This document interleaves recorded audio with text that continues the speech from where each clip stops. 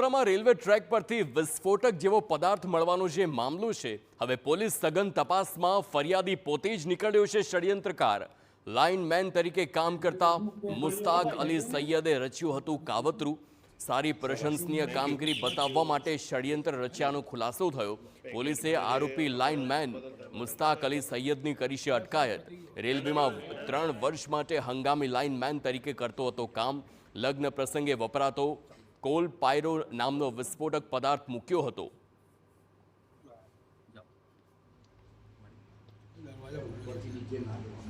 ફરિયાદી જે છે જેનું નામ છે મુસ્તાક અહમદ મોહમ્મદ યુસુફ શેખ, ઉંમર વર્ષ 47, એ પોતે જ આરોપી તરીકે એમાં પ્રસ્થાપિત થયેલ છે કે એમને 3 વર્ષના કોન્ટ્રાક્ટ તરીકે એમને લેવામાં આવ્યા છે અને રેલવે પોલીસની પોલિસી પ્રમાણે જે કોઈ કર્મચારી સારું કામ કરે એને એક્સટેન્શન મળે અથવા તો એને રિવોર્ડ મળે એ હેતુથી એને આ પ્રકારનું કૃત્ય કર્યું એવું હાલ પ્રાથમિક પૂછપરછમાં આવ્યું છે। વધુ પૂછપરછ ચાલુ છે।